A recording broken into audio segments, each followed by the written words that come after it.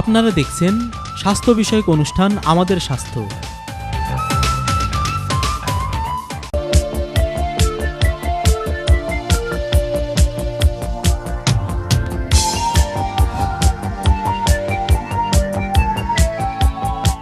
Welcome back.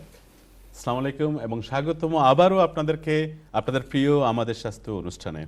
আমরা কথা বলছিলাম, মিস্টার জাকির হোসেন বলছিলেন যে NHS is spending a lot of money in taking care of dialysis patient. Why don't they ease the immigration situation and get people from abroad if they can manage it? And you wanted to actually what people don't really appreciate is that the NHS actually make it extremely easy to bring donors from abroad. Really? If you have family or relatives abroad, and they have to be family or relatives, because it's very difficult if it's people that are just acquaintances how to prove that there's no financial incentive or there's nothing going on that's on the hand. But if you have family, for example, siblings or nieces, nephews, relatives abroad, they have a very they make it very easy for them to come. Okay, I'll come back to on that. I have quite a few callers waiting since the break. Hello, caller, assalamu alaikum. Caller, assalamu alaikum. Hello, assalamu alaikum. Wa alaikum salam. জি, আমার নাম মোহাম্মদ মোহিত। মোহিত ভাই, thank you আমাদের programme দেখার জন্য। আমাদের বাঙালি ভিউয়ারদের জন্য যাতে সুবিধা হয় সেজন্য আমি বাংলাদেশ শেয়ার করব। প্লিজ বলেন আপনি। আমার নাম মোহাম্মদ মোহিত। আমি প্রথমে ধন্যবাদ জানাতে চাই আপনাকে এবং আপনার সম্মানিত গেস্ট যারা আছেন আপনাকে ধন্যবাদ। এটা থ্যাংক ইউ। অত্যন্ত সময় উপযোগী, অত্যন্ত জরুরি, অত্যন্ত প্রয়োজনীয় এবং পার্টিকুলারলি আমাদের community as a whole black minority ethnic community এবং মোর পার্টিকুলারলি বাঙালি কমিউনিটির জন্য এটা অত্যন্ত গুরুত্বপূর্ণ একটা বিষয়, একটু ভাববার বিষয়, একটু বুঝবার বিষয়, জানবার বিষয়। আর এত গুরুত্বপূর্ণ একটা বিষয় নিয়ে আপনি প্রোগ্রাম করতেছেন, এর জন্য আপনাকে ধন্যবাদ। আমি শুধু একটা বিষয়ের দিকে একটু দৃষ্টি দেওয়ার জন্য আমাদের কমিউনিটির সবার কাছে আবদার করতেছি, সেটা হলো আরো হয়তো ভালো হতো যদি এখানে একজন মাওলানা, একজন ইমাম সাহেব থাকতেন এবং ইসলামের দৃষ্টিতে অর্গান ডোনেশন এবং পার্টিকুলারলি কিডনি ট্রান্সপ্লান্টের ব্যাপারে যে রুলিং আছে সেটা ব্যাখ্যা করে বলতে পারতেন। মোহিত ভাই, আপনার সাজেশনটাকে আমি অ্যাপোলজি দিচ্ছি এজন্য। এক্সকিউজ মি, আমাদের একজন ইসলামিক স্কলার আমাদের প্রোগ্রামে লিস্টেড ছিলেন, unfortunately he couldn't make it. আমরা লাস্ট যে প্রোগ্রামটা করেছিলাম সেখানে আমাদের একজন মুসলিম চাপলিন ছিলেন, এর জন্য আমরা খুবই দুঃখিত যে আজকে আমরা ইসলামিক স্কলার একজনকে পাইনি। আমি অনেকেই ট্রাই করেছি বাট কাউকে পাইনি, but it's a very good suggestion আপনি মেক করেছেন, থ্যাংক ইউ ফর দ্যাট। তারপরও আমি শুধু আমাদের যেটুকু জ্ঞান এবং যেটুকু পড়াশোনার চর্চা তার মাধ্যমে একটু তুলে ধরবার চেষ্টা করতেছি, সেটা হলো একটু পড়াশোনা করে যেটুকু বোঝা সম্ভব হলো বেশিরভাগ আলিম উলামারা এ বিষয়ে একমত, বিশেষ করে উপমহাদেশীয় আলিম উলামা, পাকিস্তান, ভারত, বাংলাদেশের অধিকাংশ আলিমদের মতামত দুটো ভাগে বিভক্ত। এখানে প্রথম দিকটা বলতেছেন তারা লিভিং অর্গান ডোনেশন এবং ডেড পার্সনের অর্গান ডোনেশনের ব্যাপারে। প্রথমেই যেটা বলতে হয় সেটা হলো অর্গান ডোনেশন করতে গিয়ে যিনি করতেছেন তিনি যদি ওই কারণে মারা যান, শেষ পর্যন্ত ওই কারণে যদি মারা যান, যে অর্গানটা তিনি ডোনেশন করলেন এই কারণে যদি মৃত্যু হয়, তাহলে ইসলাম সেটা সমর্থন করে না। ওকে। 2 নম্বর পয়েন্টটা হলো particularly in relation to kidney ট্রান্সপ্লান্টে একজন লিভিং পার্সনের, আপনার গেস্টের মাঝে একজন বলছেন লিভিং পার্সনের কিডনি হলেই সেটা মোর বেনিফিশিয়াল হয়, মোর ইজিলি ফিট করা যায়। যেহেতু এ ব্যাপারে অধিকাংশ বিজ্ঞানী ডাক্তাররা একমত যে একটা কিডনি তো মানুষ সার্ভাইভ করতে পারে, যতদিন তার জীবন থাকার কথা ততদিন উনি বাঁচবেন। কিডনি দুটোই যে লাগবে তা নয়, ডাক্তাররা এ ব্যাপারে একমত। কিন্তু যদি একটা কিডনিতে আমার চলে আর আরেকটা কিডনি দিয়ে আমার আপনজন, আমার আত্মীয়, আমার বন্ধু, আমার পরিবারের একজন তার জীবন বেঁচে যায়, তাহলে আমি নিজেও বাঁচলাম, আরেকজনও বাঁচলো। সে তো অনেক বড় এক সোয়াবের কাজ। এই ব্যাপারে আলিমুলামারা একমত যে কিডনি দান করলে বরং সেটা তো সোয়াবের পর্যায়ে শামিল হবে। আমি কি বিষয়টা পরিষ্কার করে বুঝাতে পারলাম? Sure, sure. Yeah. That's what exactly Mr. Asim said that majority of the alims and scholars are agreed that this process should be followed. তিন নম্বর যে পয়েন্টটা সেটা হলো ডোনেশন, এটাকে এভাবেই দেখতে হবে। ডোনেশন কোনো অবস্থাতে সেটার সাথে টাকা পয়সার সম্পর্ক থাকবে না। Thank you. ইসলামের দৃষ্টিতে কথা বলতেছি। Thank you. Exactly. সেখানে যদি আপনি যখন কল করছিলেন, সরি মোহিত ভাই, আপনি যখন কল করছিলেন ঠিক exactly same time Mister Saeed was saying that even if you want to get somebody from abroad, there shouldn't be any financial incentive. There should be there shouldn't be never any financial exactly. যদি ওটা না থাকে তাহলে সেটাও আলিমুলামার একমত। মোহিত ভাই, thank you for making this beautiful comments, এবং আমি আশা করি আমাদের ভিউয়ার্সরা আপনার কমেন্ট থেকে অনেক উপকৃত হবেন। আর এটা সত্যি যে এখানে আমরা একজন ইমাম আনতে চেয়েছিলাম কিন্তু উনি আসতে পারেননি, বাট এখানে ইমামরা বলেছেন ক্লিয়ারলি যে বেশিরভাগ আলেম উলামারা কিডনি ডোনেশনের পক্ষে রয়েছেন এখন। থ্যাংক ইউ মোহিত ভাই for participating with us. Sorry Asim, exactly he touched on the topic you were talking as well. So if you want to continue about this. There's just a few quick points that I wanted to make regarding people coming from abroad. Because financially, actually, kidney transplantation is so much better for the NHS, both because patients are healthier, so they require less burden in terms of their illnesses, but also dialysis costs about £30,000 a year to keep somebody on dialysis. Whereas a kidney transplant is about £30,000 in the first year, and then after that it's a bit less. After that you're just paying for the drugs, so a couple of £1,000 and that's it. So essentially after 1 year you make you drops exactly dramatically. Okay.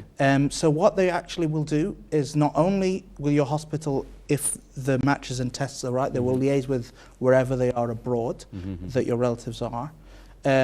They write to the Department of the government to get them a visa. Okay. And they expedite a visa, so your visa gets their visa, the donor visa gets given very quickly from whatever country they're coming from. So Mr. Hussain, I think your question is answered. Yeah, and I have quite few callers waiting. If you allow me to take a couple of more calls, please. Yeah. Okay. Hello, caller. Assalamu alaikum. Caller, assalamu alaikum. আপনাকে খুব briefly, খুব সংক্ষিপ্তভাবে আপনার প্রশ্নটা করতে হবে।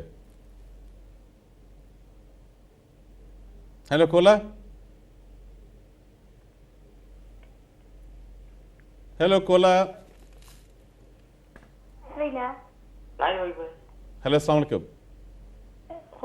Hello আসসালামু আলাইকুম। ওয়ালাইকুম সালাম। জি আপনার আমার ওটা খুব প্রবলেম যে আমি গেছিলাম জিপি, তাহলে আমার ডাক্তার হইলো আমার লামর প্রবলেম, এটা কি আছে? আমরা আজকে কিডনি নিয়ে মাত্রাম, আপনি কাইন্ডলি আপনার জিপির কাছে আজকে এনে জানাইছেন, তাই নিলে কিডনির ডাক্তার বেটার হইব আপনি যদি আপনার জিপি লগে আবার বলেন। হ্যাঁ, থ্যাংক ইউ। ওয়ালাইকুম আসসালাম। Okay, any other caller waiting? Hello caller, sorry. Okay, probably we lost the other caller as well. Sorry. The last bit that I would like to make is that some of the PCTs, the primary care trusts that were there, will actually even pay for the flights, the journey, the expenses, everything. Right, but only after the kidney has been donated, so they will pay it retrospectively. Right, so you must have the funds to be able to bring your donor over, and then if for whatever reason that they don't donate a kidney because it's not compatible or the last checks don't go through, then they won't.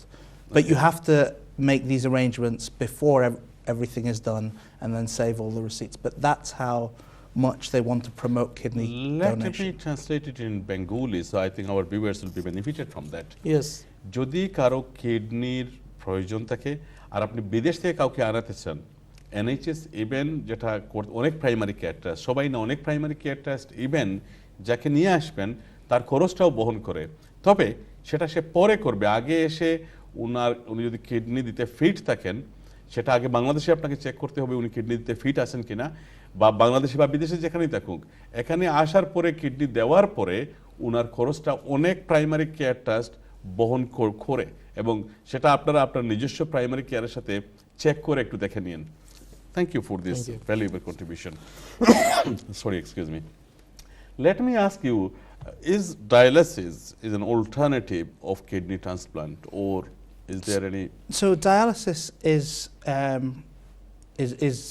is miraculous in that it is the only essential organ that we've managed to get an artificial means of supplementing. If any of the other essential organs, heart, lungs, liver, brain, if they fail, then you will die. The only option that we have for a kidney, we have an artificial option, is we have dialysis. But that's where the miracle ends.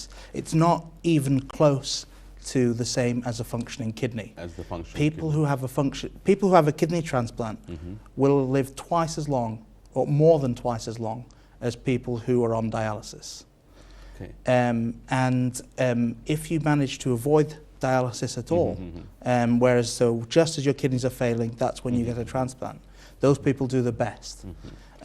And any period of time on dialysis, after that, if you get a transplant, the kidneys are likely to not last as long as if you hadn't needed dialysis at all. Can you tell me about the procedure if someone becomes interested to register with the donor register? Do you have, what is the procedure? So there are different organ registers. There's with the NHSBT, or the National Health Service Blood and Transplant Unit. I think we have the number, donor number on the screen as well.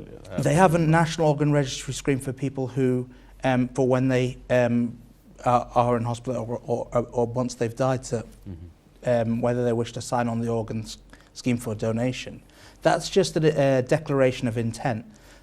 Actually, legally, it must be their next of kin that has to agree to consent to people donating their organs. Okay. So regardless whether you're registered on the donation scheme or not, if your next of kin doesn't know your will or is not willing to agree, then we cannot to accept the organs. Right, okay. Let me take a call. We need to go to break as well, so let me take a call. We'll continue probably on this discussion. Okay. Hello, caller, assalamu alaikum. কোলা, আপনার টেলিভিশনের ভলিউমটা একটু কমিয়ে আপনি আমাদের সাথে কথা বলুন। হ্যালো কোলা, আসসালামু আলাইকুম। ওয়ালাইকুম সালাম। কসুর ভাই, আমি মুজিব হইয়া ফ্রম স্টেটন। মুজিব ভাই, আসসালামু আলাইকুম। আপনার প্রশ্ন মুজিব ভাই? আচ্ছা, আপনি তো মনে হয় জানেন আমার ওয়াইফের তো দুইও কিডনির প্রবলেম। ওকে। তাই এগের তো আমরা এখানে ডক্টর কেরনে দেখরা কি কুইন এলিজাবেথ হসপিটাল। আমরা মাঝখানো আমি ওই যে ইন্ডিয়ার কিছু হসপিটাল আছে ওগুলারে সার্চ করিয়া নিয়াম আমি করছিলাম। ওই যে ইন্ডিয়ার এক হসপিটালের লগে আলাপ করছিলাম আমাকে যে কিডনি ট্রান্সফার করবার লাগে। এইটা তারা যে সাজেক্ট দিছিল কি যে এটা তো তার গ্রুপিং অনেক কিছু মিলাইতে হয়। এগুলা মিলাইতে গিয়া যে টাইম লাগে, এগুলা সবকিছু ফিক্সড করার পরে ডক্টর কেরানের লগে যখন আলাপ করলাম, কেরানা তখন কইল যে এগুলি যদি ইন্ডিয়াত বা অন্য কোনো জায়গাত নিয়ে করা হয় আর এটার হয়তো তারা কোনো ইগুর নিত না, রেসপন্সিবিলিটি নিত না, আপনার যে তারা তো নেয়। ওকে মুজিব ভাই, থ্যাংক ইউ। আপনার নাইস কোয়েশ্চন করছেন। আমি কোয়েশ্চনটা কনসালটেন্টে জিকাইমু, বাট আমাদের একটা ব্রেকও যাইতে হবে একটু পরে। ব্রেকর পরে ইনশাল্লাহ আমি চেষ্টা করবো আপনার প্রশ্নটা উত্তর দিতে। আর আমি আশা করবো যে আপনি আজকের ডিসকাশন থেকে হয়তো অনেক আনসার পাইছেন, যেটা হয়তো আপনি দেখতে পারবা এবং দেখিয়া এখান থেকে আপনি উপকৃত হইবা আমি আশা করি। থ্যাংক ইউ আপনি আমরা কল করার লাগে। Viewers, we need to go to another break, and after the break we'll come to answer all these questions, and please be with us for the next segment as well. Thank you.